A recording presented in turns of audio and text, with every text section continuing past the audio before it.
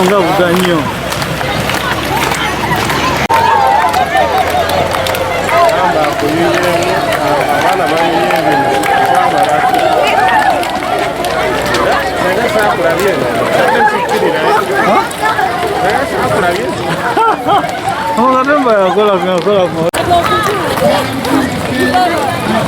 Ude bumulese. Another like a procession. Huh? I'm to my English job is a man. Ude move.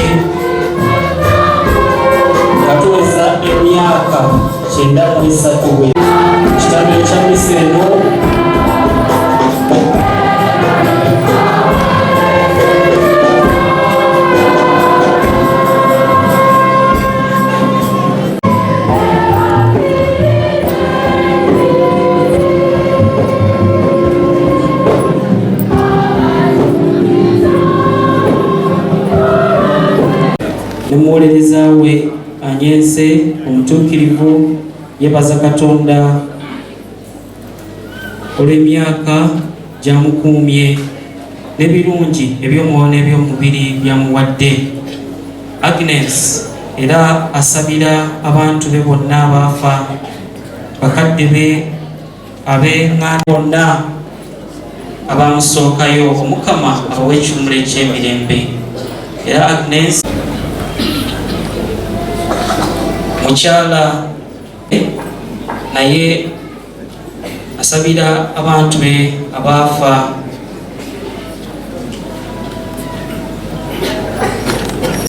Luciana na bonna abaafa, Omukama abawe ekimuli eky'emirembe, era naye yennyini yeesabira.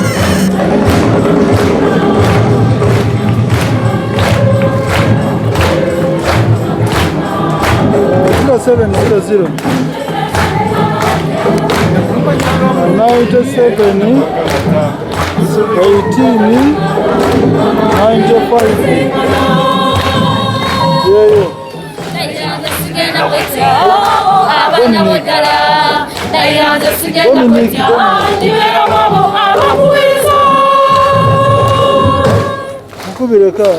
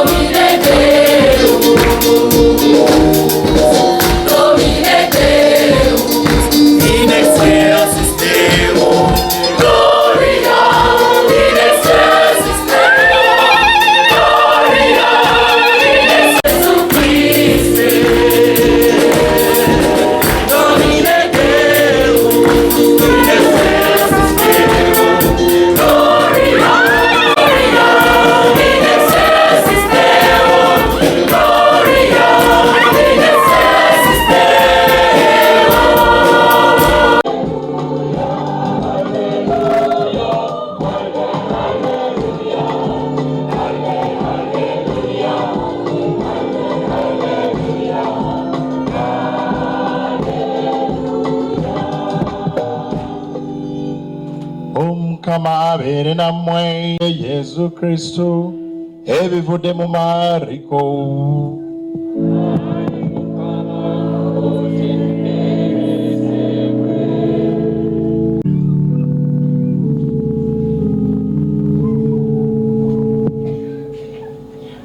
Yowaana bwe yamala okusibwa, Yesu n'agenda mu Ggaliraaya n'alangirira amawulire agasanyusa agava ewa Katonda, ng'agamba nti obudde butuuse, obwakabaka bwa Katonda busembedde, mubonerere mukkirize amawulire agasanyusa.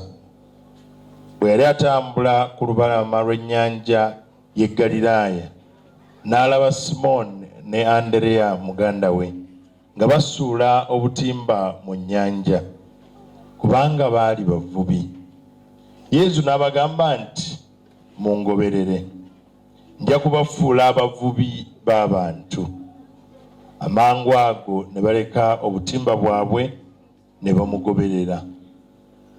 Bwe yava awo n'atambulako akabanga n'alaba Yakobo omwana wa Zebedaayo ne Yowaana muganda we nga basanirira obutimba mu lyato. Nabo n'abayita amangu ago, bo ne baleka kitaabwe Zebedaayo mu lyato wamu n'abakozi be ne bamugoberera. Kino ky'ekigambo ky'Omukama. Ekigambo ky'Omukama kituzibula amaaso, webulamu bwaffe, webulamu. Esiga ennyo Kristo, abawuliriza by'oyogera, by'oyogera, ne babituusa nga bw'oyagala.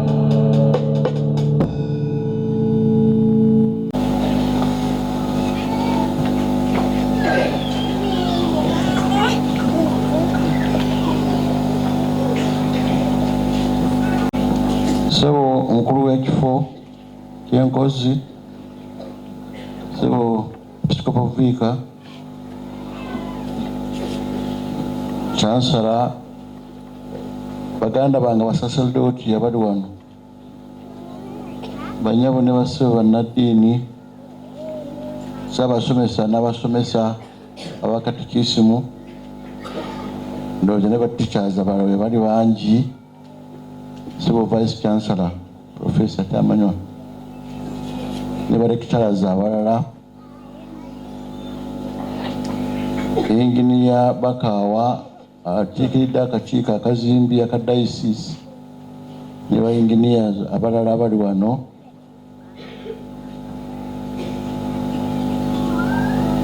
abakulu mwenna abazze okutusonderako ssente olwaleero ez'okuzimba Kerezia ey'enkozi.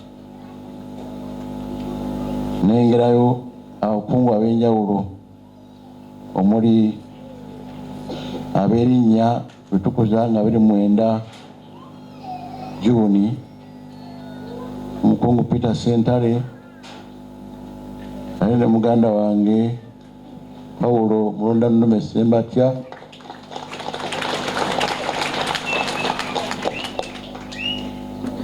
mukyala Nabbaale naye atuuse, omukyala omusirikale wa Paapa mukyala Gertrude,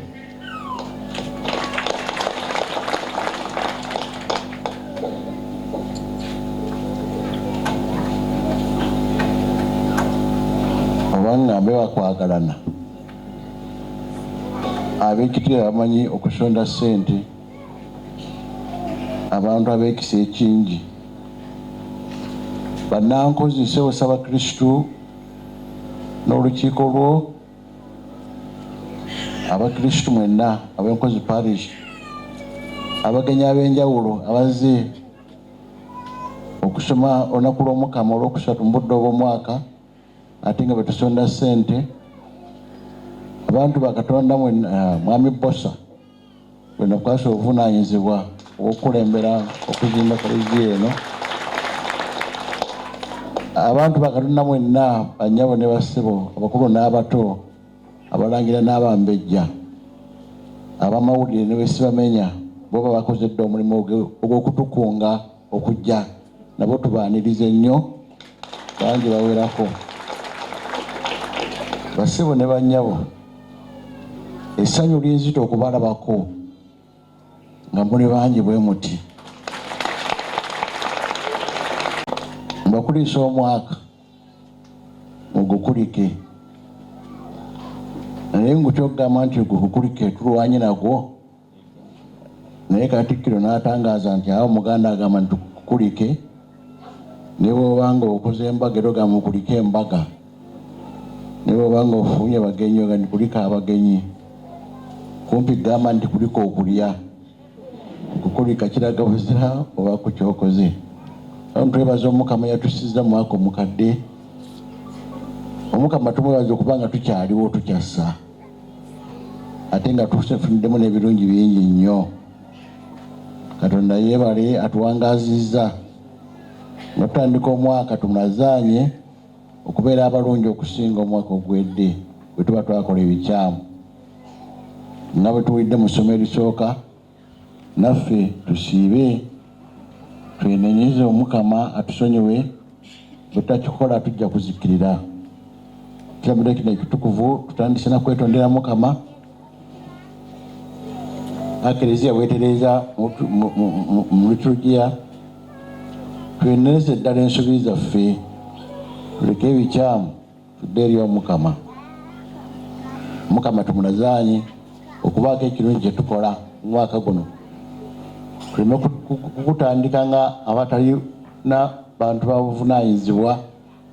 Baako kyogaa nti omwaka guno nja kuzimba toyireeti, mbadde sirina nga ngenda wamuliraanwa, ngenda kukola akatandaalo, omukyala nja muzimbira ekiyungu, omwana afumbiranga emmere.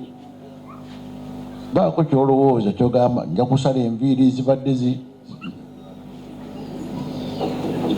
nja kuba muyonjo okusingako, abaana bange nja basomesa, nja kusasula school fees, kubanga abazadde abamu abaana amutambaza amasomero nga 10 omwaka ogumu, bwe bamugoba mu lino ng'agenda mu ddala, omwana amalako omwaka ng'asomedde masomero 3, bwakutuuka okukola ebigezo n'agwa kubanga tebamulabirira, taata atya okusasula na school fees. Nja kubeera muzadde wa buvunaanyizibwa, buli omu abeeko kye yeetema kyagenda okulazanya. Nja kugattibwa mu bufumbo obutukuvu, n'ebirala bingi bye tusobola okwetema nga tutandika omwaka maaso ga Katonda ne mu mbeera yaffe eya bulijjo okubeera nga tutandika omwaka bulungi. Mukama tumusabe omukisa, tutandike bulungi omwaka, tugumaleko bulungi, ate nga tusobodde okutuukiriza ebyo bye tuba twetemye. Mwebale kujja kuzimba Kerezia ya Mukama, era ndowooza buli omu ku ffe ekyo ekirowoozo akirina. Ate mbakulisa mwabakedde ne mujja, kubanga ekigambo ky'okusonda omulembe guno ogw'obukodo, bw'ogamba nti kusonda ssente, bandibadde tebakeererawo okujja nti bakusonda, sijja kgenda, munankubiranga emmere etuuse. Kuba tutegedde omukulu w'ekifo yafumbye emmere nnyingi, tunamala okusonda muntegeeza bukyali n'endyoka nzija. Naye mwabazze ne musoma mu misa ne mulibeera nga tandika okusonda ssente, Omukama yeebale kubatuwa, abawe n'emikisa mingi nnyo, ate abaddizeewo ebinyingi. Okwebaza emikutu egya rediyo, egya TV n'empapula z'amawulire abaatukunze nti tujja wano.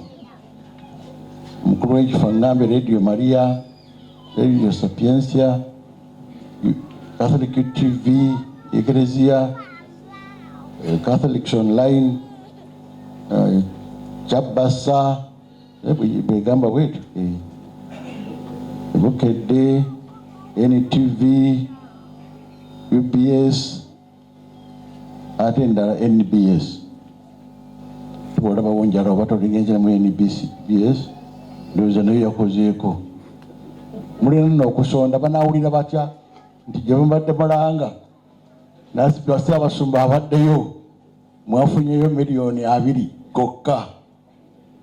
Tujja kuswala nnyo, tulina kusonda ssente eziwerako, kuba ensi yonna emanyi tuli wano olwaleero kusonda ssente. ku lw'omukaaga olutukuvu Kerezia eyimba mu butongole ekintu nange kye neewuunya nammwe mukyewuunya egamba nti oh happy fault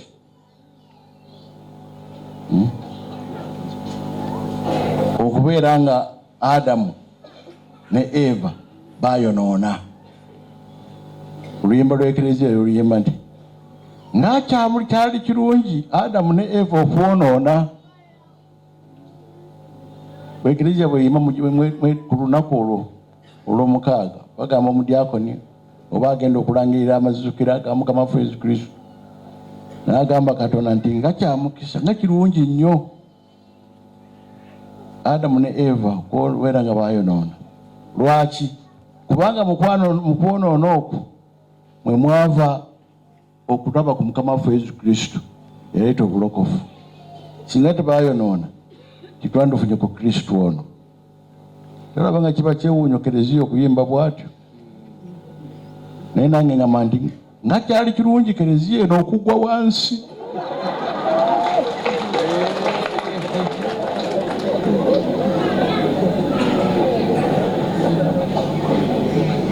Abaagirabako Yalyoka neekola ki? Tukulise Father Sendagala eyaliwo nga bwana mukulu. Kubanga singa teyagwa oba oli awo na buli kati twandibali tugamba owaayi tujja tulindako tukyesonda. Naye agamba twagirindirira neerinda bannange engwa ne tutunula ngwa okutuusa lwe yakola ki? Kakati tuli wano okugizaawo. Mwebale kujja. Mukama waffe Yesu Kristo yagamba Francis Oasis ng'akyali muvubuka nga mmwe abasinga obungi bendaba wano. Yagamba bakadde twabase mwogerere naye abavubuka mmwe n'amugamba nti zimba Kerezia yange.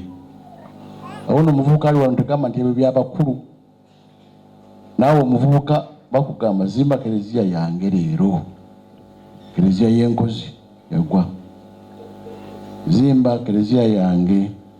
Era Kerezia yazimbibwa kuba yali eneetera okugwa n'afuba okulaba nga Kerezia eddawo.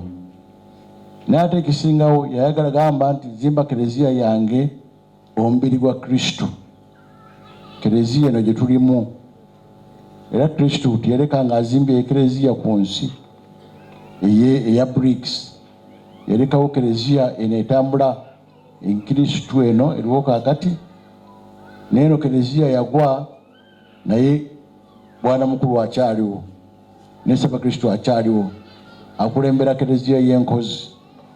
Ye Kerezia eyo Kristo gye yazimba. Yagamba Francis agizimbe kubanga yali eyonoonese. Abantu bali mu mpisa mbi tebakyamanyi Katonda bali bwe batyo.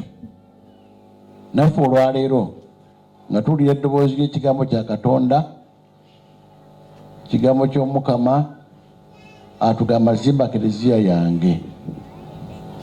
Sooka ozimbe Kerezia ey'omwoyo. Bwe neenywera ne Kerezia ey'omubiri eya bricks ejja kuzimbibwa.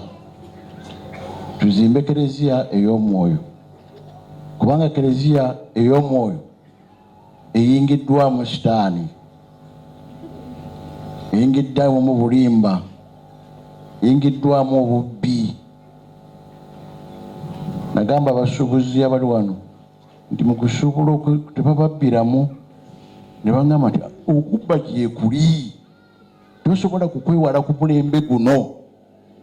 Era bw'oba osuubula olekamu ez'ababbi nabyo n'oziteeka mu bajeti nti bajja kubbako bwe bati kubanga obubbi buyitirivu.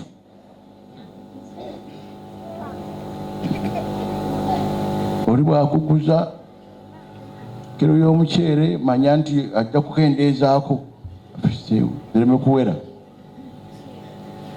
kubanga obubbi mwebuli tujja kubugjawo. Wano mu yunivasite tusomesa okulu bano balecturers bajjumbira nnyo okunyweza ekigambo ky'okuyigiriza abayizi ekintu ekyokubeera abeerufu n'abamanyi obukulu bw'okubeera abenkanya. kosi namba ndowooza buli muyizi asobola agisomako. Ensi eri upside down. Era okugenda okulaba nga omuvubuka omutumi ogenda ogula empale yo mu dduuka n'aleeta empale nga ya bituli. Bikukujoga nti ti ebyo okuziba bituli nti aye gwe mulembe kati twambula bituli. Wagiguze mmeka $6,000 oba 10. Fe abakadde nti kati ayonoonyeza ki? Ye ng'agamba embeera bwetyo bweri. Memuli ogamba nti oyagala musajja na musajja mubeere babagatte ti yenkola nze gwe njagala. Maama bw'asekako ekirevulugira nene ng'amulaba nga ye mukyala. Ate mukyala naye tuli ku bikujju byereere. Ab'ebyobufuzi bagamba mutulimbayo ekyeyo ng'okulimba nako kirungi nnyo. Olina kubuuza mutulimbayo ekyeyo tubalimbe kale naakulimba n'oddayo eka ng'osanyuse kubanga bakulimbye bulungi ate gwe wamusabye. Kubanga ebintu bitabuse ne sitaani kati naffe abakulu abali eno naye tumusukkulumya okumuwa ekitiibwa.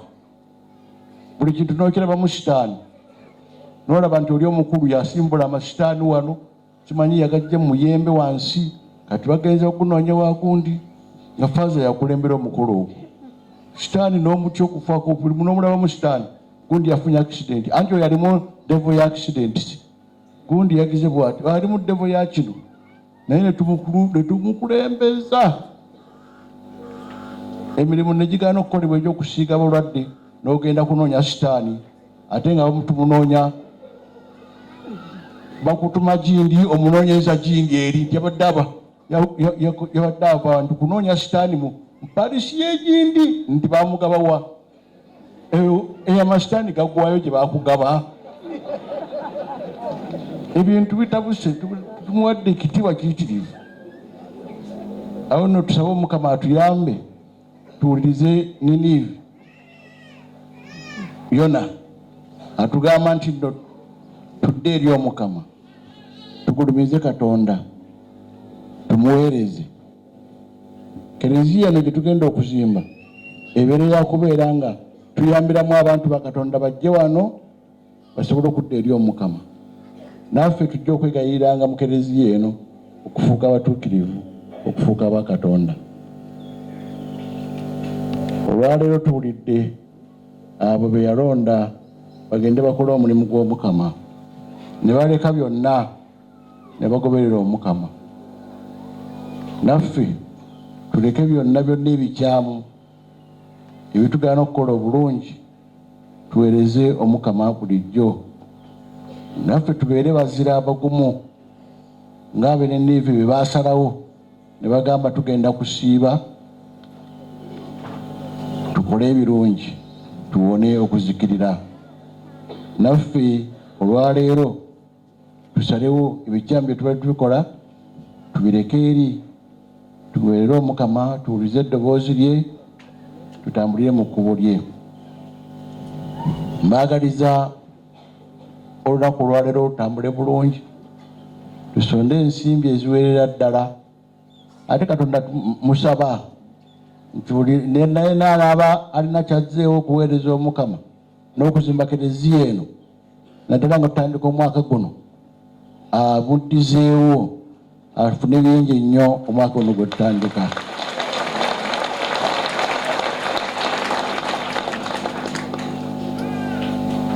Eucharistia etugenda okulya wano etuwa amaanyi ago ge twetaaga okubeera abalungi, etuwa amaanyi ag'okufuna ensimbi nga tukola, etuwa amaanyi ag'okusonda, etuwa amaanyi ag'okubeera nga tubeera kyakulabirako kitangaala eri ensi. Nyaffe Bikira Maria naddala nyaffe owa Ikweta n'abajulizi ba Uganda mutusabire.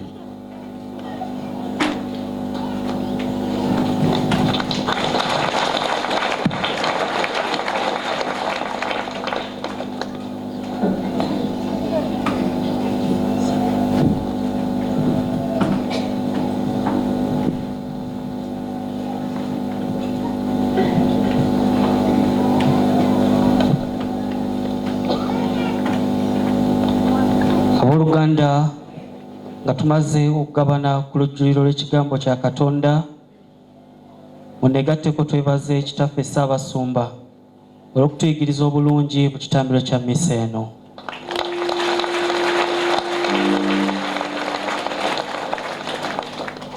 Nate katuyimirire tuwere maaso g'Omukama okukkiriza kwaffe.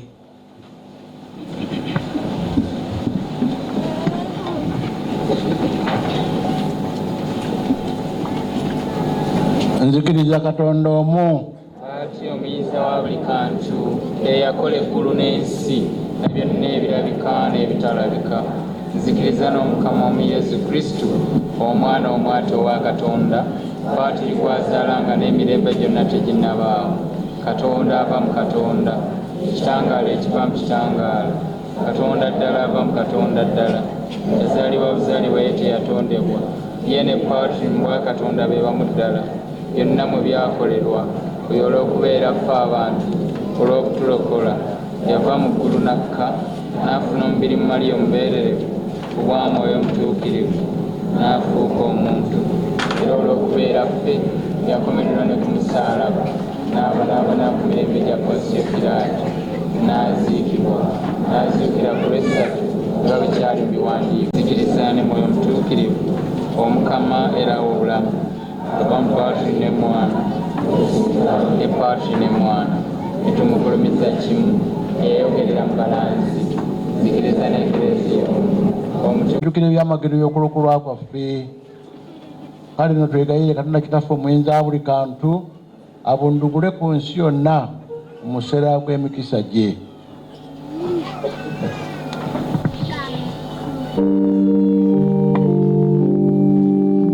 Ayi Mukama,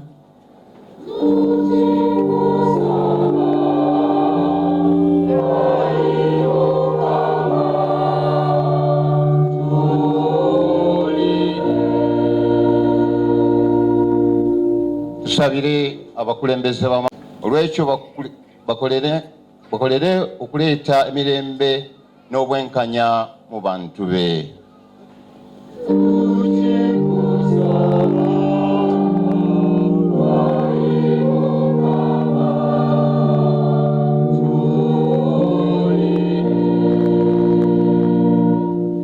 Tusabire omulimu gwaffe guno gw'okuzzaawo nnyaffe Kerezia owankozi eyagwa. Omukama atuwa obugabirizi nola kiddawo, tukikusaba ayi Mukama.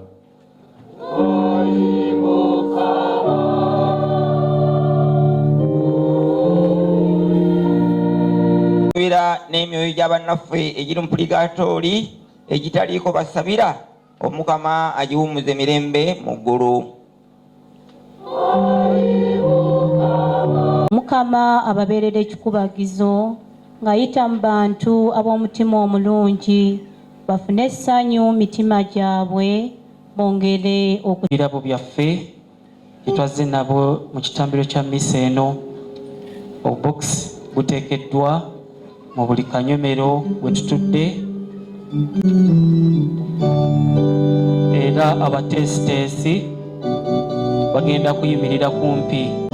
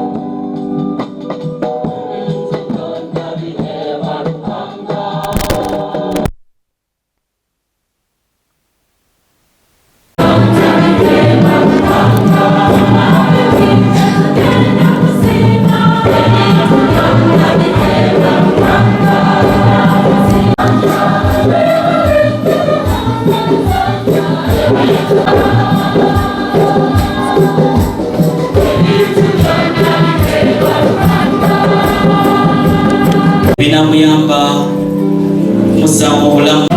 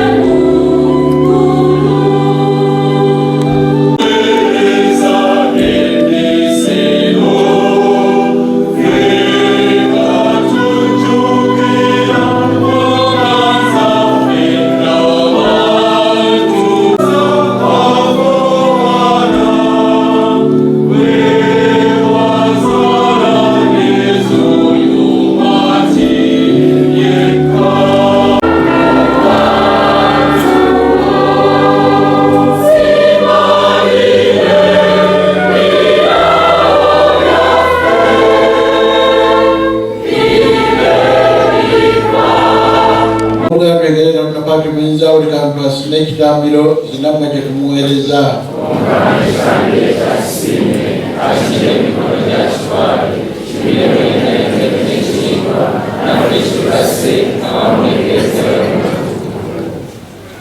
ayi Mukama ebirabo bitulese obitukuliriza kkiriza bitutuuseeko okulokoka tukusaba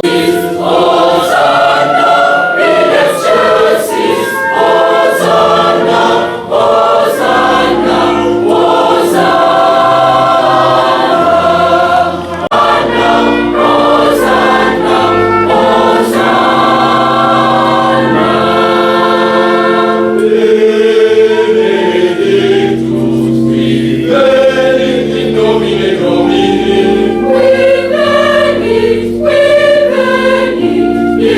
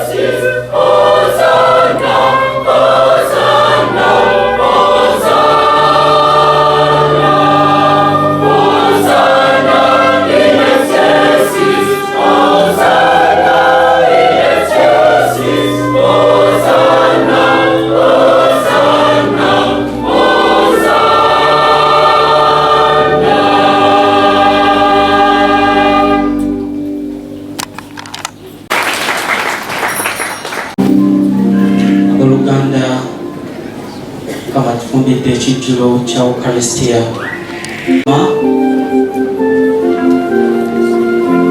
Oyo emmere era entanda y'obulamu bwaffe obw'omubiri.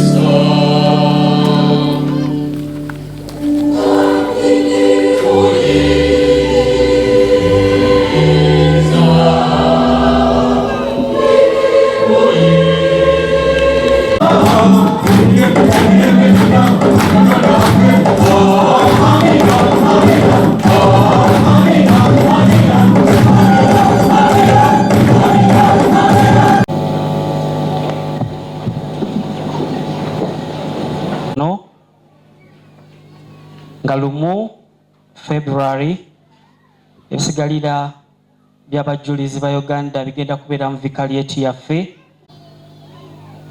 Episcopal Vicar entegeka yonna agenda gitumanyisa babayita ab'enju y'omugenzi banayiga Mayigo lulisulwamu nga 26 omwezi guno ate babalaga omusika enkeera waalo babayisa alanga muzzukulu we Nakawichi Christine eyabula kantwala omukisa guno okwebaza olukiiko luteeseteese omukolo guno nga lukulemberwamu Dr. Sekandi Joseph ate Oweekitiibwa His Excellency Godfrey Kirumira Ambassador atuuse era linyeero ddala ate ndowooza ne muwala wange Teddy Nambooze Honorable Minister naye waali tebamulabye ne Honorable omulala Emupyani Mpigi tulina LC5 chairman omuvubuka Sejemba ebalinye n'abalala abanjuzi bajja boogerako mwebale kujja bangi ate n'abaana nga nabo baweerako ddala. Mbadde nsaba omukubiriza w'okusonda ssente tusooke n'abaana bwe bajja okusooka okusonda. Abaana gye muli abaana mulinawo ku ssente mu nsawo eyo ti omujja zindeetera wano buli omwana aleeta nja muwayo akalabo.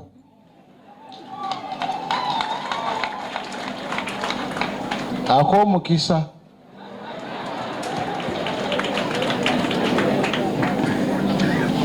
kakati bw'oba tolina ssente genda eri oyo gw'olaba alina ku ssente akuwe. Taatawo ne maama we baba tebazze akuwe eziwerako nno zitateeka kuba mugenda mujja okusooka okuzimba Kerezia yaffe, Kerezia yammwe.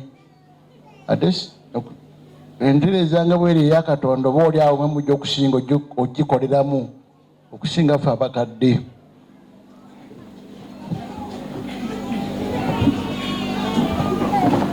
Omukama abeere nammwe.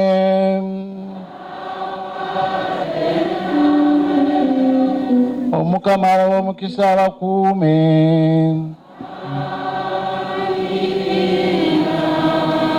Abatunuliza amaaso amakakkamu abasaasire. Ajjukire gye muli abawa emirembe. N'omukisa Katonda omwenzi buli kantu Paatiri ne Mwana ne Mwoyo Mutuukirivu gubakeko okusigala nammwe emirembe n'emirembe.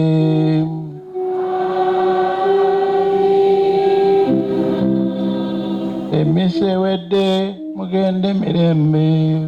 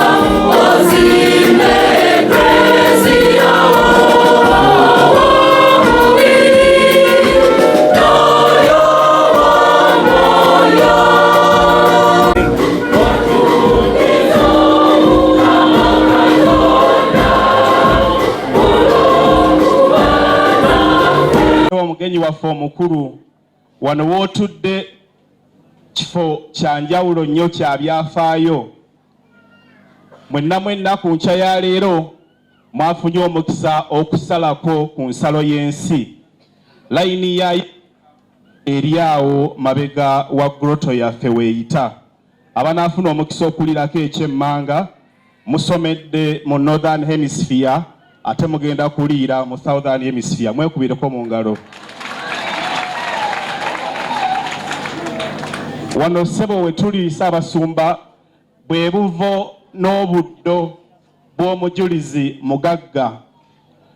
Emabega w'ennyumba y'abasisita abo bannabikira bakadde be we bagalamidde.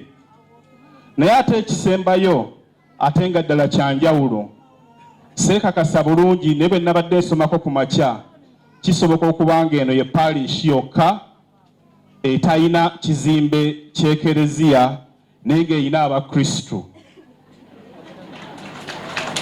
Abakristu mwekubireko mu ngalo nti tukyayina Ekerezia mu mitima gyaffe, tujja ne tusoma. Nsaba mbeetondere bannange abazze mwambadde obulungi, tubafukamizza mu ttaka. Abatafukamidde Omukama ajja tusonyiwa. Kale mmwe nno kale mufukamidde leero. Nze ne bannankozi abo buli lunaku buli Sande tufukamira mu ttaka. Mutukubireko mu ngalo okubanga tukumye obukristu bannange. Naye ssebo Ssaabasumba nzikiriza nti wali eddakiika emu nze nkweyanjulire taata. Sikikola kubanga njagala nnyo okummanya naye nfuna nnyo obuzibu luwendaga abantu bangi tebamanya nzaani. Ssebo amannya nze Joseph Sekandi. Nazaalibwa mu parish eno, nabatizibwa mu Kerezia eyagudde. Omwana wange asooka namubatiriza mu Kerezia eyo abadde wano abadde akuba ekyuma naye ate agenze kulaba mutowe n'amuddako naye namubatiriza wano. Yimirirako brave. Naye era ssebo ekyenjawulo era nagattibwa wano omukyala saamutwala Kampala kungatta naye baatugattira wano. Mama Faye yimirirako. Ssaabasumba bw'omulabako oyinza okugamba baatugasse jjo. Tumaze emyaka 19 nga tuli bafumbo abatukuvu. Naye ate ekyo bwe nkikomya awo ng'oggyeko ebyo, ssebo Ssaabasumba Abakristu wano abasinga bampita dokita abaddala okutwesiga. Ekerezia yaffe eno yagwa ng'ennaku z'omwezi 3 omwezi ogwokusatu 2023. Nga bw'omanyi nti ekyekango tekimanya muzira, twasooka kubutaabuta ne tugamba tugenda kukola ki. Mukadde waffe bwana mukulu n'atukumakuma n'atulondamu abasajja n'abakazi 19. Nsaba okkiriza Ssaabasumba bakwanjulira omu ku omu. Teyasooka kulonda mukulembeze naye bwe twakuŋŋaana bo ne basalawo nti nze mba mbakulembera. Ne bannonderako amyuka ye mwami Kasozi Desire, musuubuzi wa njawulo nnyo ekayabe. Wanika ku mukono Musumba akulabe. Ne tulonderako omuwandiisi jangu wano mujje wano Musumba atulabe. Ne tulonda omuwandiisi nga mukyala yawummula yali musomesa mutendeke mukyala Anet Lubowa. Wali onyono twamulonda n'omwami we naye omwami naye ajje. Sijja kuddamu mwanjula. Ne tulonderako omuwanika mwami Francis Sebunyamulaba naye ndowooza ali mirimu. Wali naye musuubuzi mugundiivu nnyo Ssaabasomesa Martin Waiswa. Zimbe obwerubaga twabukola ne tubumaliriza. Mwami Yiga sikwanjudde bansonyiwa ate nga nkuyina ku lisiti. Mwami Yiga semberako wano ssebo Yiga Joseph Nganzi yoyo. Kambiyitemu lukwakwayo ssebo Ssaabasumba. Baga lwatugamba nti tuddeyo tukubise gye tugenda okuzimba. Ne tugimba Kerezia Abakristu banaagira basomerawa. Ne batugamba nti muddeeyo mwe muyiye kye musobola okuteekawo Abakristu bwe banaasomera. Bwe twadda twayiya kidandali era kye kino mwotudde Ssaabasumba. Ssebo Ssaabasumba tukwebaza omukisa ogwo okutukkiriza n'okutukkiririzaamu okukola obuweereza obwo. Twagala okutukisa omukisa guno okukwebaza olw'obuwagizi obw'enjawulo. Nsaba bakristo bano bonna bakitegeere nti bukyanga tutandika omulimu guno gwe doona akyasinze okuwa ssente ezisingayo obungi. Ssebo tweyanza nnyo, tweyanzeege. Tuyinza okugamba nti Ssaabasumba for now ye chief donor, naye abakulu bazze tomanya we bunaazibira. Twagala ssebo okwongera okwebaza olw'abaweereza be watuweereza wano, bafaadha baffe be tulina. Tukkaanya bulungi nnyo nabo, tuweerezeganya bulungi nabo, naye ng'oggyeko ebyo byonna tusigala ng'era tuli bakristu abalungi. Ki ekigenda okuddirira Ssaabasumba? Wiiki ng'emu emabega twasinkana n'olukiiko oluzimbi, twasinkana yinginiya Bakaawa, ne tusinkana mukadde waffe Chansala n'abakulu abalala. Ne batugamba nti ennaku z'omwezi nga 21 omwezi ogwa January 2023 ssebo olwogenda okutandika omulimu gw'okuzimba. Ssebo njagala kukakasa Ssaabasumba, twakugulidde ekitiiyo, twagulidde enkumbi, twagulidde ensuuluulu, ky'onaayagala n'omwiko weeguli ky'onaakozesa. Tusaba ssebo akasingi k'onaatandika oba oludda lw'onaatandika bw'onaaba osiimye taata okamalirize ddala paka waggulu. Ojja kuba otusindise nnyo, naffe bannankozi abali wano tunaakwata oludda olulala, ne bafaadha abaana enzaala bwe bali wano, kuliko sijja bbanjira ndowooza siniya asingawo ye faadha Mugerwa, sijja kugenda ku juniya kuba ate muto wange yali bafaadha Seremba, naye kwe baneegattira nabo ne batuyambako. Bwe banaakwatako oludda naffe ne tukwatako oludda, abakristu bo Saakristiya bajja gizimba n'ebigendera mu maaso awo. Twagala okusaba ssebo Ssaabasumba, ssebo naawe omugenyi omukulu ne bakristu. Enkuba bw'etonnya wano kitange, mukoka akulukuta okuva ku yunivasite wa Profesa Kyamanywa najja n'atusanga wano nga tusaba. Bw'atusanga nga tuli mu kusembera teryaseguka. Ate tuli bakristu banjawulo nnyo. Lwe tufuna omukama ffe tusembera. Lumu enkuba yatonnyako ne tusanga nga faadha wa Malaya Akamalo ali mu kusembeza, ne tubifukamiramu ebitoomi ebyo lwa bukristu bwaffe, lwa kwagala kwaffe. Tukakasa ssebo nti Kerezia egenda okuzimbwa erina omusingi oguggumidde. Abaana bano boolaba batudde wano buli lwa Sande omugigi guno be basinga obungi wano. Si lwakuba nti abakristu tebasoma, naye ssebo Kerezia weebereddewo, twagala zonna weeziri. Totya, situka tuzimbe ekerezia w'enkozi. Tweyanziza nnyo, tweyanzeege. Ssaabakristu mwongere engalo. Ssaabakristu ssentebe w'olukiiko oluzimbi, bassebo ne bannyabo twebaza nnyo, mwebale omulimu gwe mwatandika. Abaana tuyite mu bwangu tuweeyo.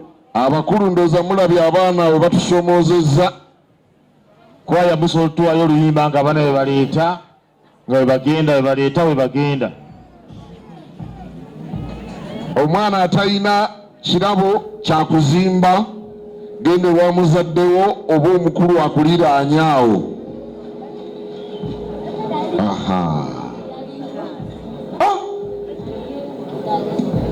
Wano ne tutandise bakwagala n'abaana basobola okimala. Kakasa nti buli mwana ng'olina ky'okutte mu ngalo. Abaana muzimbe. Abaana tuvaawo nga tofunye sappule, buli awaayo genda bakuwe sappule. Ssaabasumba akuwadde sappule ey'ekijjukizo, ate nga bwe mwongera okusaba Maama Maria owa Ikweta omuwolereza waffe, eno Kerezia yammwe.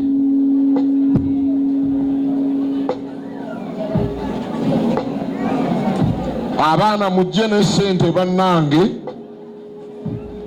ayina ekitalina ntuukirira nze mbeeko we mpisindika. Honorable kansubire wazze oteredde. Honorable Namboze njaga kuwaayo obwana nga 3.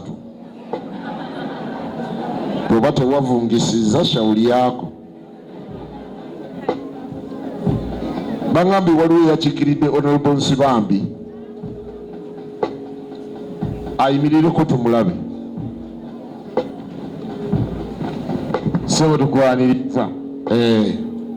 Nja kusaba ompeku za change nziwa abaana wano. Bannange nsaba ayinamu kuza change abaana baba bano bantunuulidde mwami muyanja simanyi.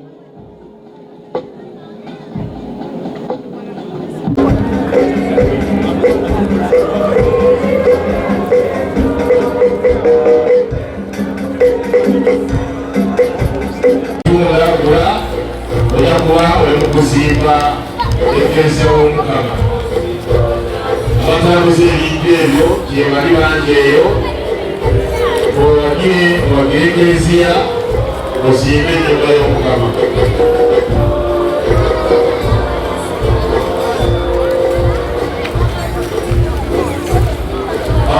Abaana abatanasobola kukusangirawo kasente nakuteguza akameeza mu mujemba we omukubire mu ngalo ng'ajja ne bannyabo Omukama mulungi obudde bwonna. Mukadde wange erinnya Kasule Zedi, meya wa Kayabwe Town Council. Ffe ng'aba Kayabwe Town Council nga batugenda twagenda kubeerawo speech naffe tusobodde okulaba nga tufuna ensawo za seminti 10 era nzireese. Sumba ojje oyogere. Nde Franka Kawoya ne musajja muganda neddirangeye nga ndi mukatuliki. Nja kuwa emitwalo 20 ngenda ziwa kyamaani w'okuzimba mukulu Bosa webali. Saalongo Bosa oyogedde awulira. Tukikole bwe tuti ate tukikole bulungi. Tukole bwe tuti bakansala mwenna bajjerumu wano. Bakansala ayinako olugendo lw'e Vatican. Babayise mu High Command. Kajje mumukubire mu ngalo ng'ajja. Oyo akyali mugole ate yasoose musaze kulira e Masaka. Ye mukyala asoose. Papa ne wenfe enkeera. Taata Ssaabasumba nsaba kunsonyiwa. Olwaleero sabbapaalisi yange yategese okunkulisa. Naye ne mbategeeza eggulo nti sisobola butagenda nkozi. Kuba nze nzaalibwa mu ssaza lino bannaye ab'ekayabwe gye muli. Era ekayabwe linawo amaka. Kati nga nze omusirikale wa Paapa nja kuwa obukadde 4 ndeeseeko kamukaasi. Nsaba Ssaabasumba amateeka teganzikiriza kuvaawo nga Ssaabasumba akyaliwo. Naye nsabye amanyiyo gye mbeera olwaleero ffere emala ssaawa 9. Naye nasabye abakristu nti kaŋŋende tukikole enkya ssaawa 2 y'emmisa ey'okunkulisa ate ffere emala 9 olwaleero. Ssebo Ssaabasumba mbadde nsaba nze bante nziruke. Gende w'omusumba akute. Ffe twakuledde dda abakristu abeereere. Bannange kansala yakatula emigwamole kansala Alex Mwangi. Ndayanza nnyo ssebo omukisa guno ogumpeereddwa. Ssebo Ssaabasumba nze Mwangi Alex Andrew kansala akiikirira Kayabwe Town Council mu lukiiko lwa district y'Empigi ate era deputy speaker w'Empigi. Ate era ssebo nga nze director wa Trinity Junior School Nkozi. Ssebo nze ne mukama wange ssentebe wa district y'Empigi Martin Sejjemba twakola ku nsonga ya pulaani n'eyisibwa awatali yadde okusasula 10. Kale tweyanziza ssebo mukama wange nange nja kukwata mu kawaliggo emitwalo gya Uganda 10 ngatte ku ttaffaali ly'okuzimba. Tweyanziza nnyo. Oyo n'abaana mumuwe sokoleke issebo. Ono kansala naye. Erinnya lyange nze Gertrude Kirumira ndi sipiika wa Kamengo sub county. Naye wano nzize era olw'omukwano omungi ennyo gwe nnina wano. Muwala wange Vivian Nakitto wabadde bwana mukulu amukuumye ennyo, bannaddiini bamukuumye emyaka gyonna, era bwe nawulidde nagambye nti nina okusitukiramu. Ettaffaali eryange lya mitwalo 10 nzize nagyo wano. Genda ku mmeezi oveeyo ogende wa Ssaabasumba. Wamma wafaanana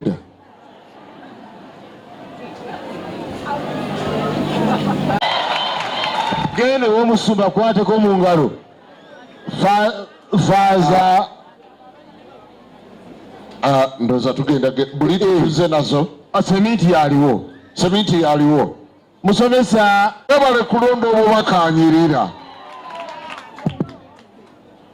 Assebo Ssaabasumba Episcopal Vicar ne bannaddiini ffenna abali wano bannankozi omukama mulungi obudde bwonna era ze embeera ze mbayozaayoza okutuuka ku lunaku luno olw'ekitiibwa olw'ebyafaayo era obutatwala budde bungi Ssebo Simon Kerezia kwaya eno etukoze bulungi nga bwe ndi Tereza eno ebbasangi bafuuye kanji baleetere munambala ne mugireetere omusumba ate era omulamwa omukulu ogwatukuŋŋaanyizza wano kulaba nga parish yaffe tuva wano ate tutuuka mu lutikko ze tumanyidde Ssebo Ssaabasumba nze ndi mukulembeze mu Kerezia nasooka kubeera n'abavubuka wa Mpigi Dinari era olukiiko executive olwa Goli Parish nze wa projects ndi wa Caritas nalowoozezza nti wadde embeera eri mu ggwanga ogimanyi tugeesa lukyanga nkoko ya mutamiivu sijja kweyama konze kandeeta akatono ka buliwo kasita Tereza era enkakatako Kerezia okuba nti nja kubeerawo mu mbeera yonna kubanga Tereza bw'ataatereza ani anaatereza mbeesa akakadde k'essente kalamba ka buliwo nziguddewo akawunti yange era omukama Katonda musabe ate era nziremu paka nga Kerezia yaffe eyimiriddewo Ssaabasumba kano tekalekeka eno Kayabwe Town Council ababadde bagoberera ensonga batulabye tuziisa abantu 23 nga tebafudde nti balwadde wabula kitta abantu ekiri muno nagambye abakristo abali wano buli omu mu ddiini ye tusabire eggwanga bwe mutulabeeyo nga twekyaga mu palamenti nga tubanja abantu abafiire obwereere mutusabire mutuwagire muleme kubeera nga buli obukadde obubiri obuteggalira nti walula mpola tokola ki ndowooza essaala eyo bw'enaatambula Uganda egenda kutereera tube balamu era tujja kutambula akalala nga bwe ndi Tereza programu eya Tereza Mpigi ng'osomesa omwana wo mu busobozi bwo etambula tugenda kuzza abaana mu masomero tulina amasomero amalungi ng'ennaku z'omwezi 23 tuli Kayabwe somesa omwana wo mu busobozi bwo mu buli mutendera Ssebo Ssaabasumba kkiriza nkwanjulire nti yunivasite yaffe wano eyankozi yunivasite yakkiriza okutambula nange omubaka wa palamenti tulabe nga abantu tebabuuka nkozi yunivasite ate ne bagenda ewalala nga tulina eyaffe eya wano tulina Holy Trinity wali ekawango era nayo yakkiriza okutukwatirako mu busobozi bwaffe ku baana abayingira Yesu 1 tulina ne St Patrick bassebo ne bannyabo nayo yaffe tugireetemu abaana bakkiriza n'okusasula mu kibanja mpola mu puroguramu y'omubaka wammwe Tereza Mpigi ng'osomesa omwana wo mu busobozi bwo twongera okusabiragana ffe twongera ku Uganda empya ey'enkya Ssaabasumba tosobola kukola mwana wankya kuteekateeka Tereza wankya nga tasomye yensonga lwaki ng'omubaka wa bano ndi nnyo mu byenjigiriza Ssebo Ssaabasumba mwebale nnyo mwebadde okumpuliriza abakristu baganda bange omukama Katonda abankuumire ne Ssaabasajja Kabaka wangaale tweyanziza nnyo omusumba agende w'omusumba waliwo wengenda manyi Profesa Kyamanywa sizoni eno amasomero university ziri bize era okuba naye wano mukisa gw'amaanyi Ssebo Profesa gwogenda okukulembera mu institutions mbadde nsaba nabakujja kodale bonsibambi aveewo banabavuzi manye nti bavuddewo onale bonsibambi asembere tumutikule tafaali agendewo omusumba Profesa agulewo institution banabavuzi tubaggalewo naye tubagalidde bange Ssaabasumba bakitaffe mu Katonda, ambasada, bannabyabufuzi bonna abali wano, amannya agange nze Budde Conrad, nga siri wano nga nze mu mannya ago, abula nze kukiikirira MP w'Amawokota empya Honorable Yusufu Nsibambi. Okusookera ddala njagala okutuusa okwetonda kwe okuba nti tasobodde kubeerawo, nga mumanyi ekigenda mu maaso olw'okutwaviirwako Honorable Cecilia Ogwal, ate nga y'omu ku bali ku kakiiko akawanyiriza omugenzi, so tasobodde kubeerawo wadde agezaawo okunyigiza ne kigaana. Oye tajja kubeerawo na mpewo njereere kafune kwakola ki gwa makulu mu kitundu kye. Sebo era ngambye nti nno asindise obubaka nti akwaniriza okwo. Ansindise n'obubaka bwe eri omulamwa guno eno ogw'okuzaawo kyaki ya Nkozi, era ng'obubaka bwantisse kwa miliyoni za Uganda 2. Bannange tumwongere engalo. Toyanza nnyo toyanza. Gende wa Ssaabasumba. A good institution. Ssaabasumba tukwaniriza ku Nkozi kuno era nga university kino kitukwatako nnyo kuba era abaana n'abasomesa olumu we bajja okusinziza ate era ne bajja ne ku grotto. N'olwekyo nga university tetusobola kulekerera parishi yaffe, ate nga n'abasomesa abamu be tuyina baana nzaalwa ya kuno. Kati nze nga vice chancellor mu kunoonyereza abye nga seminti atera okutawaanya okuzimba, n'olwekyo tugenda okuwaayo ensawo 150 eza seminti,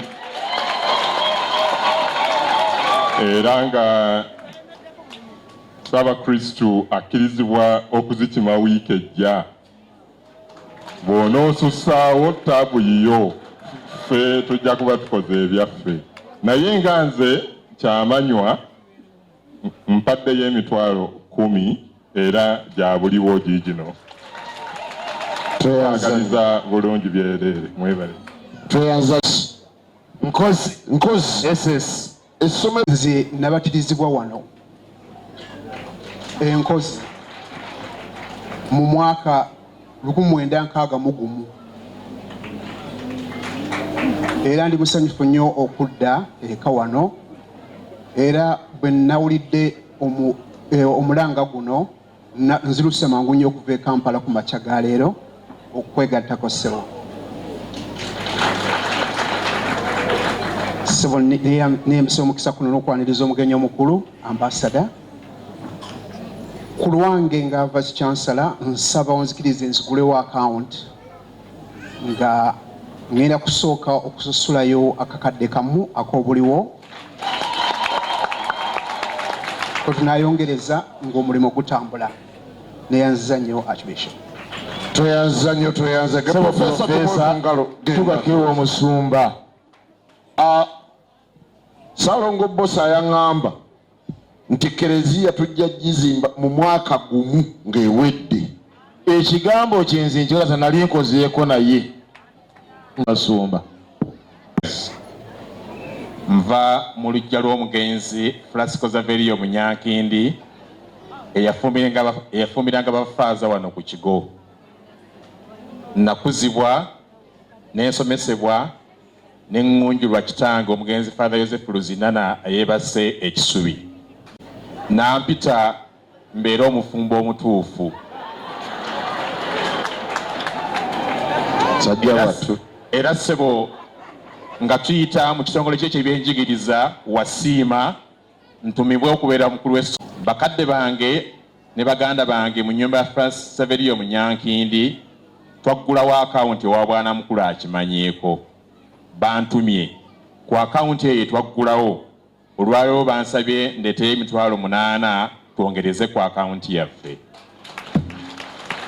Ssebo essomero gye wantuma ssebo chairman wange wa board namutegezezzaako nanzikiriza ndeeteyo $10,000.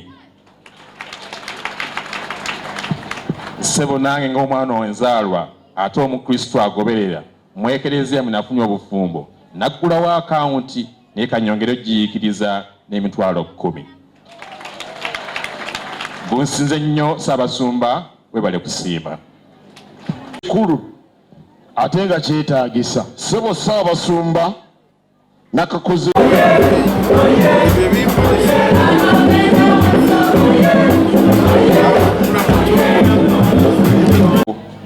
ni ku mikwano gyange bwe twagala ennyo Kerezia, era Kerezia tuzizimbye ey'e Muduuma, ey'e Bujuuko, ey'e Mpigi, ey'e Naggulu, kati n'eno. Era Father Sendagala tujja kutambulira wamu naye mikwano gyange abatandekerera buli wabeerawo emirimu bwegiti ne bwe mbagamba last minute bangamba tujja kugenda. Asooka ye mwami Muyanja Paul Ssaabakristu w'Ekkonge Parish, Engineer Matia Sentongo n'omwami ono eyaggulawo ekibiina nampa obwa life chairman tiimu njala naye tutambula naye.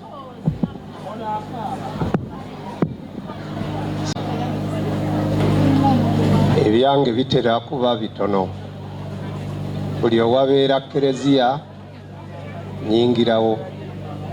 Ebiseera ebisinga ntandika mpola. Ssebo Your Excellence Ambassador Kirumira, ebyange tibikumalamu amaanyi, nze nkumanyi. Ssebo Ssaabasumba, akawunti yange nja gitandika n'akakadde kamu, naye ng'ebyange Kerezia bwe ngitandika njivujjirira ne njivujjirira emala kubeera nga ki ewedde.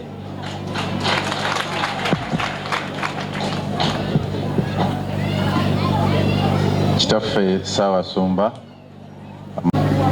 Ssebo Your Excellence Ambassador muna abakungu mwenna, akawunti eyange njigulawo ne $1,000,000 yawuliwo. yeno famire y'ekawala namuŋoona wali ewaffe namuŋoona engako mujja mukuumula era ebibala ebimu byenagenda gasijja kubireeta butereevu ne kalenda ezitundibwa tusuubira okuvaamu obukadde obuwera nga 20. mukyongere engalo ekyo mugende faaza bakule nti Joseph Kwaya that's the king musembere naye nga bwe bajja musajja wa Kabaka Ssaabawaali Nkozi Kawuki Mikisesangwa Ssaalongo sembera wano ojje oyogereko eri omusumba n'akalulu kawulire nga kavuga. Bannange engalo tezimala ambasada.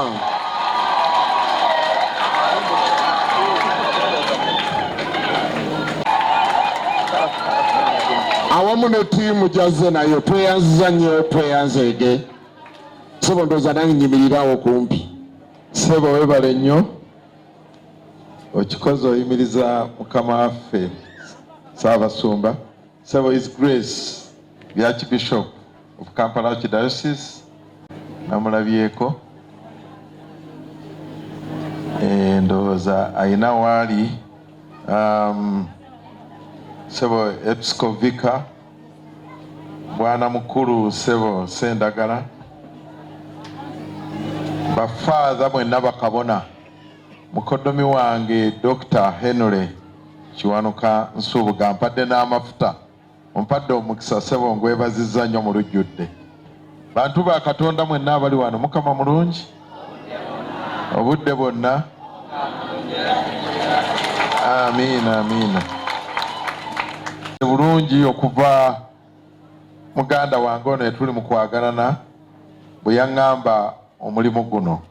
Mukimanyi tuli mu NAM conference, nina aba delegates 10 okuva e Namibia era seeba kansula ntunula. Kyenva mulaba gaalubindi zino ziremeddeko biseera mbeera nsumagira. Naye olw'omulimu guno omukulu ogwa Katonda nagambye ekiba kibe nabaleseewo. Baddayo next week nga 25 naye nababuulidde nti ngenda Cape Country ngenda kukola mulimu gwa Katonda ate nga kirungi Abanamibiani abo bategeera Katonda. Kati naye kinsanyudde kyendabye wano kikulu nnyo bwe ndabye ng'obwana obuto obwo buzimba ndabidde ddala nti wano Katonda waali.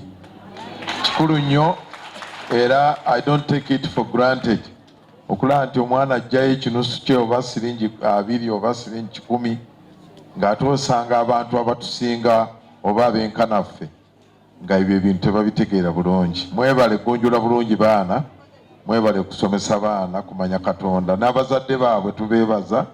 Mwebale ekintu kye mukoze mu maaso muno kineewunyisizza nnyo.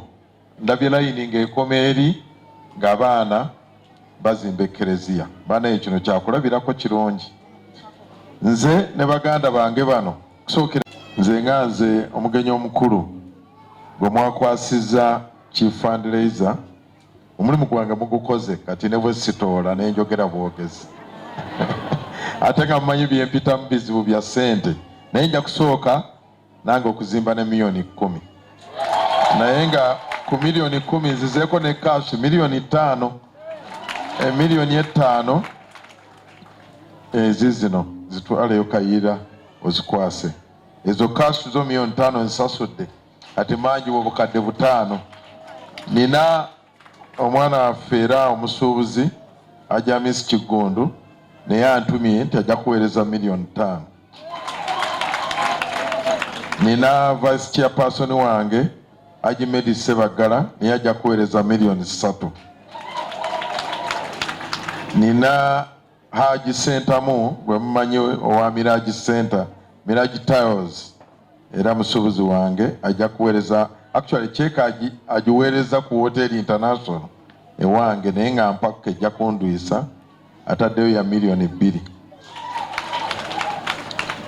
Kati wano ninawo era ssente ez'abakulu bano abasuubuzi baffe. Omukulu Kisawuzi atuwadde cheeke ya miliyoni 2 wa supermarket y'Entebbe. Oyo sajja azimba nnyo Kerezia te musajja mukatuliki nnyo sooka oginzijako. Era nina cheeke wano ey'omusuubuzi wange Mayiga Francis ali awo ya miliyoni 1 agimpeereddewo. Era nina mwana wa Maria miliyoni 1 cash. Buli kiseera oyo buli nnaku azimba okuva wano paka ku booda Mutukula. Mukazi wattu ssente tuzimumalako. Omwana wa Maria oyo Topista Nabbaale naye tezijja kuggwawo era ze zimufudde ekyali. Ampadde cash miliyoni 1. Dr. John Bagambe tubadde tujja naye agambe ensooke mwetemere miliyoni 1. Omwami Bakaluba James oyo miliyoni 1. Mwami Kisawuzi mumaze wa Paro Shopping Supermarket cheke njitaddemu Mayiga ngimaze. Saalongo Boso ono katuyita ye yatandikadde okuzimba. Ono omusajja tubadde naye si mu kwagalana mwokka. Bwe nali chairman wa Express yali manager wange nga tuli mu mupiira emyaka 2. Express twagikolanga naye ne bagali ono era emirimu gino tugikoze naye emyaka mingi nnyo egy'emipiira egy'amakerezia amakanisa mizikiti era yantuukira n'aŋŋamba olina okunkolera ku mulimu guno naye ye bagamba nannyini mufu ekyo kye mutegedde ye yatandikadde okuzimba ng'agula bulooka ezigenda okuzimba zonna za miliyoni 2. So omulimu agutambuzza bulungi tatukaluubiridde wadde tuzze omukwatirako ate nga naffe kitukwatako kikola kubanga mukoddomi wange ali saidi eno Father Henry Kiwanuka Nsubuga. Kati ngenda kudda ku bantu bano. Ninawo wano patana wange omwami Mulunda Nnume mumanyi pose mbata mwalabe yakola embaga yasuula emiti. Ebbanga ebyo Archbishop yagikolako agimanyi. Ninawo ne musuubuzi wange wano Peter Sentale chairman wa kibiina ekimu ku ebibiina ebyamaanyi mu kibuga. Kise oyagala nkyogere tusse kimu abadde nanzita tokimanyi linnya sebo nkimanyi mbadde mayojja kyeyogerera naye kamba kwase beeyogerere obawulire batandise okunkazaakaza nyinza okukola ensobi oba njogere ssente z'ensuubira ze munaawa.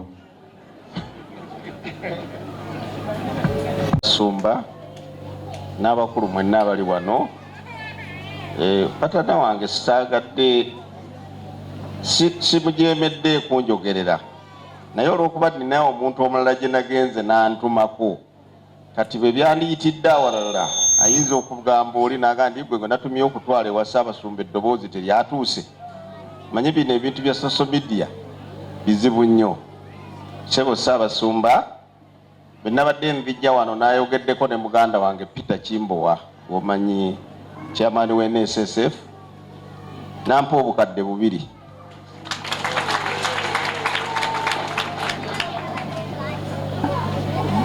Era n'agamba ebirala mujja kwogera era kuba mwami Bosa bwe yali yaŋŋamba nti nkuwadde obuyinza oyogereko n'abantu n'agamba naye nange neeyambisa obuyinza obwo ne mmusaba atwogerereko n'abantu babeera nabo kubanga eyo waliyo abakristu baffe bangi n'agamba ajja kwogera naawe butereevu ssebo. Kati nange nga Sembatya Pawulo Mulunda Nnume nange nazze n'obukadde 4 obwa kaashi.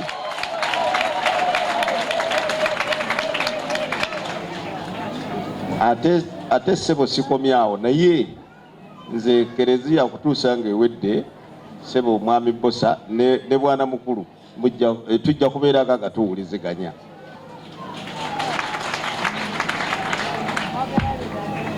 Amanya Sentale Peter chairman Tusa Kimu Club. Ssebo Ssaabasumba naffe tuli mu kijaguzo nzaalibwa Kinda Mitiyana tujaguza emyaka 6 era tuli mu kintu bwe kiti tusonda ssente naye nange olwa omugenyi omukulu ambasada nja kutoola obukadde 2 nja bwa Ssaalongo Bosa. Chairman taata yamuyigiriza kitaawe yazimbanga church era nga bwe tuba naye ng'omanya wano okimaze omugenzi Kakumba Francis yawoona omukyala muwala waffe Eva badde nja mukulage in a special way. Weebale nnyo engineer kuwaayo ezo ssente ate genda mu maaso nga father in law yakolanga kati gw'oliwo weebale ssebo. Apaseko Mugabe Sensalire mba mu parish ya Mary Queen of Martyrs Mpala ate muzaalibwa. Ndi mukwano gw'abakwagalana bano Ssaalongo Bosa ne mutabani wange Mulunda Nnume. Olw'ensonga eno ey'okuzimba ngenda kuwaayo $2,000,000 cash.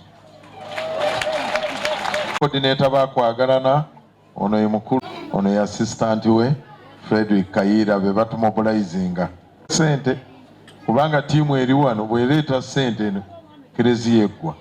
Era nabadde ntudde wali ne ŋŋamba pose mbatya ti bano bamala Kerezia eno sente muzireete kubanga Ssaalongo Bosa musajja atwayagala Kerezia eno eggwere mu myezi 6 egitasukka mwaka.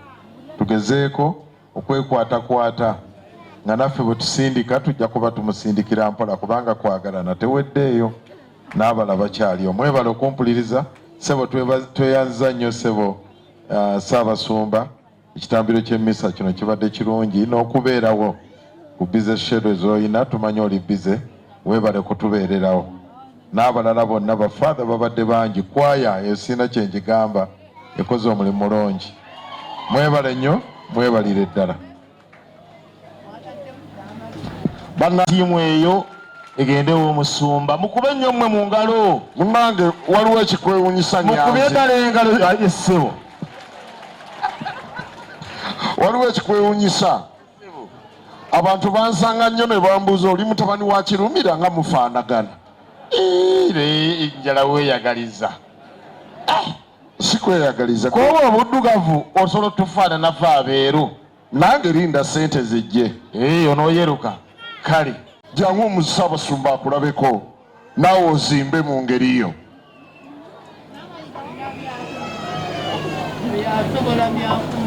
mukubire Father Sebakula mu ngalo ng'ajja. Waliwo abantu be sinnalaba be ŋŋenda okutuusaako omuzindaalo butereevu. Iridde wano tuli mikwano gya Father Sendagala mwana wa Kaalo, tuvudde wano kumpi Kawaala Namuŋoona n'akulabye n'emiriraano. Father Sendagala mukwano gwaffe okutema evvuunike ly'akakadde kamu.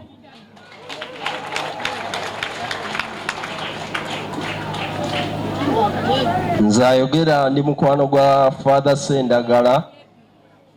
Sembera wano tuzimbe ennyumba y'Omukama. Emitwalo 10 gituuse mu kaasi.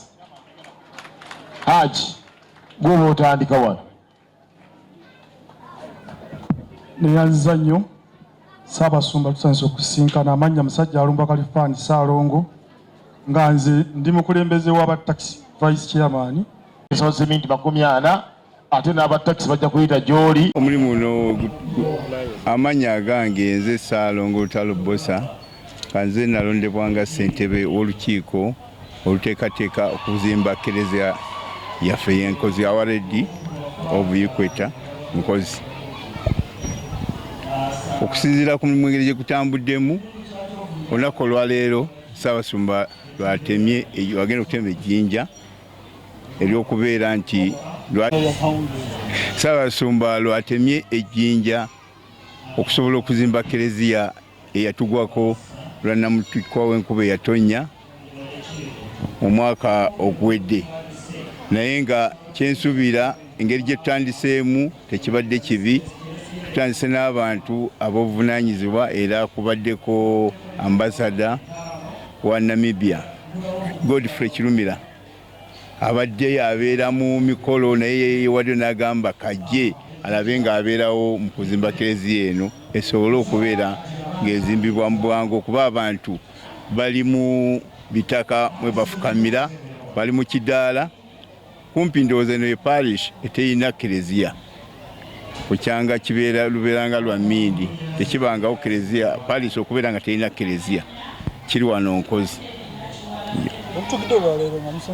Okutwaliramu sente tusonze sente kuba kati nsuubira tukusonze olunaku olwaleero tusonze miliyoni eziwera 10 omusobyo nti kwezo tugatibwako miliyoni 3 Ssaabasumba ze yateeka mu ggwanika.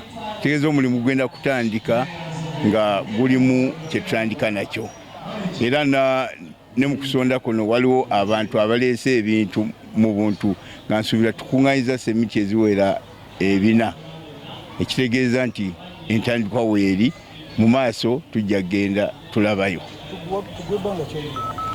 Omulimu okutwaliza awamu okusinziira ku mbeera gye tulimu nga Kerezia eno mwe nabatirizibwa ekitundu mwe nazaalibwa badde njagala nnyo emyezi gibeere 6 kubanza abantu b'embeera nabo mu Kampala bazimba akeedi mu myezi 3-4 ate ne zibeera ngumu. Lwaki ate Kerezia wa Katonda yo tesobola kuzimbibwa myezi 6?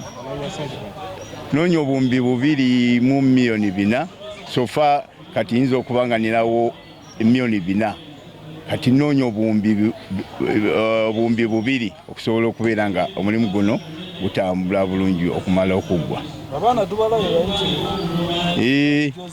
Kyaki Kerezia gye tugenda okuzimba agenda kutuuza abantu abasukka mu 100 era ndowooza mulabye bulungi abaana abazaaliddwa ndowooza kitundu kya wano kyesinga abaana abangi bo ab'omu kitundu bo baagana okumira family planning, bakozesa family planning, abaana bazaaliddwa era beetegefu okubeera nti Kerezia ejja kutuuka ejjule ate tuza n'okwongerako obwongezi yeyongere okubeera ennene. Bongere okutoola ab'omutima omulungi batuyambe mu kuzimba Kerezia eno kubanga obumbi obubiri obubulayo si ssente ntono. Waliwo ezimu za busuubizo, endala basiwadde mu kaasi naye nga ate ze twetaaga zesinga obungi. Bassebo abavubuka abali wano abagenda okukola ku mulimu guno, temutuswaza nga temukola bulungi oba okutwala ebintu ebimu bye baba batuwadde okukola bwe tunaabanyiiza ate bajja tujjako emirimu bagigabe nga tetweyisiza bulungi. Neesiga nti mujja kukola bulungi nga mbaweereza. Ndabye abavubuka bangi abali wano era youth apostolate mwebale nnyo okutuwa ebbaasa.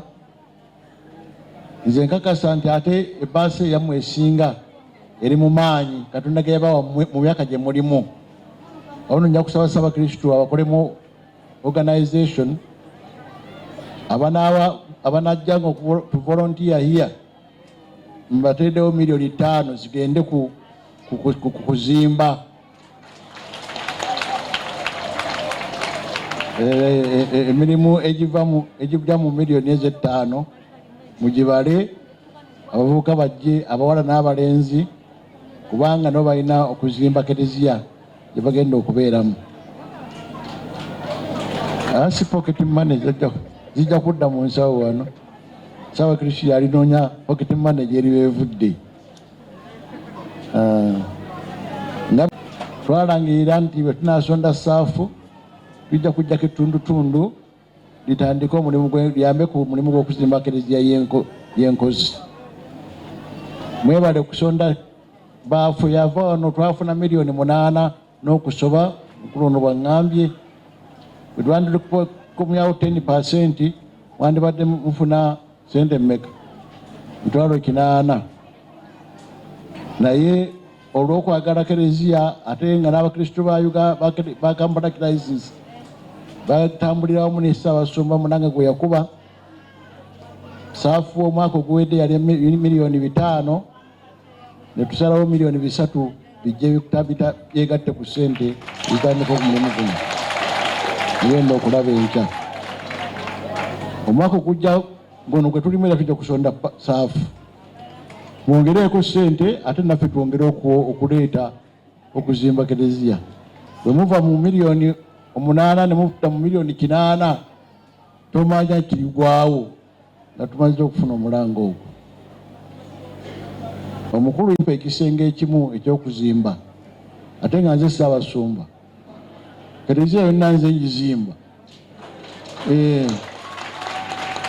Era nze ssente zonna ze musonze nze nzisonze kuba mwami yalima ekyalo. Awo nno Kerezia yonna ejja kuzimbibwa nga ngizimba, si kisenge kimu kyokka. Njagala nange okwebaza abaana bato abatuwadde ssente. Omukulu ono kazi tusomere bannange abaana tubakubireko. Abaana abato batuwadde $46,000 n'ekitundu. Era twebaza nnyo Ssaabasumba olw'ekirabo naye kye yabawadde ekya sappule. Tweyanza nnyo okubeebaza okutugabula. Omukulu w'ekifo yaŋŋambye nti nga bali wamu ne Wami Bosa n'olukiiko luno baatugulidde ente 2 ze tugenda okulya. Oba abamu ze mwatandise dda okulya. Ate nammwe ne mutuwa emmere yonna yonna gye tugenda okulya kaakati yavuddemu mmwe. Mwebale omutima omugabi Omukama abaddizeewo. Tetusinga okwagala ye Ssaala omulimu gugwe mu myezi 6 ate n'abagabi abawangaaze twongere okukola n'okuzimba Kerezia endala nnyingi nnyo. Aboogezi baagambye nti Father Sendagala ono tebaagala aveewo ne Father Wamala naye baagala abeere wano okumala ebbanga. ensonga zaffe muzimanyi bulungi nti mwoyo yagaba. Tusabe mwoyo kyanaagamba tetujja kigaana kuba kijja kuva wa Katonda. Tuyimirire tusome essaala malayika. Ekisookera ddala mukimanyi kwagalana omulimu gwakola, kwagalana ekitubeezaawo n'emirimu gye tukola okuba n'emikisa kuzimba nnyumba za Katonda. Tusobola kusigalira mu kintu kyonna kujjawo nga sente tetuzirina naye bwe zibeerawo tukola omulimu ogwo, era guno omulimu gubadde gutukwatako nnyo. Ate mumanyi ebyange byendimu ebyokukyaza ababaka okuva e Namibia, naye mbidduseemu nkedde bukeeze bagaana engenda mu kyaki era kwe kunzikiriza n'enzija wano. So n'olwekyo neebaza bonna abazimbye sente zonna zinaavaamu n'abalala batannaleeta, tugenda ku mobilize nga tulabe nga kyaki eno eggwa mu bbanga eritali ddene. Omulanga gwembawo ekisookera ddala olabye obwana obuto obudde obuwayo ennusu 2,000, 15,000 mutwalo. Singa mu bukwata ne mububalaga obusimbye layini okulwana okulaba nga buzimba Kerezia kwe bandirabidde abantu abatagala kuddiza Katonda. Mukama abasaase nandyogedde ekisinga obunene, naye kyembasaba baleke kulowooza nti sente ku nsi kuno Katonda zaatuwa zagenda nazo. Sente azituwa kwerongoosa ku nsi. Tubeera nga babaka, tulinganga babayita bawanika, tuli bawanika ba Katonda ku nsi. Ky'olinawo kiddize Katonda naye akwongereyo akuwa emikisa.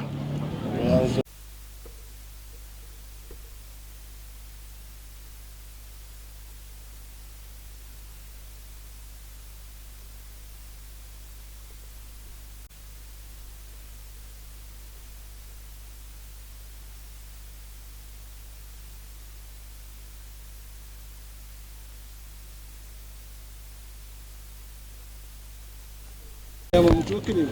Amiina. Twegayirire. Ayi Katonda kitaffe muyinza wa buli kantu era omuzirakisa. Watonda ebintu byonna ng'oyita mu mwana wo era amufuula omusingi omugumu ogw'obwakabaka bwo. Tuwe ekirabo kyo eky'amagezi omulimu guno gutandika ogw'okuzimba Ekerezia y'enkozi obuto olwaleero n'okwesa ekitiibwa n'olw'obulungi bwaffe tugende mu maaso bibujja kyaffe ali mukulu.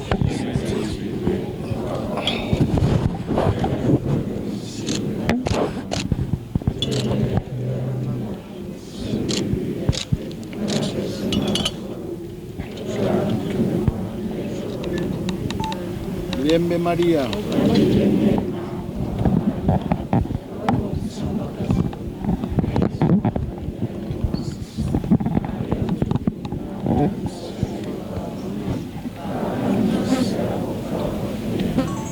Ekitiibwa kibe kya Patri.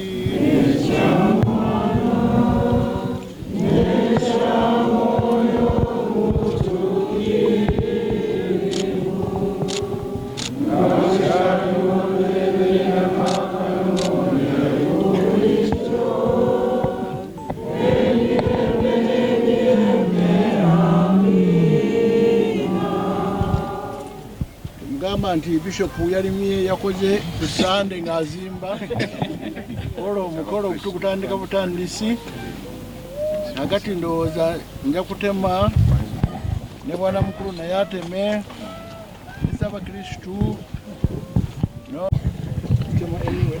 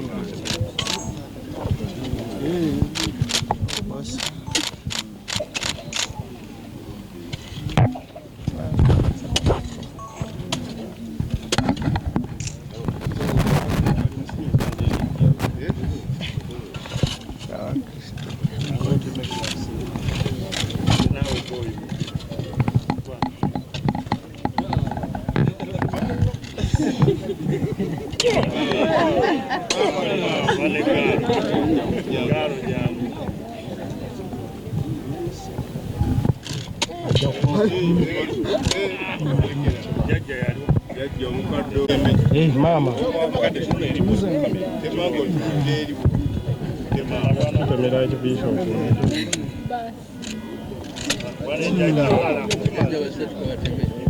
Ankola ya kulonda lo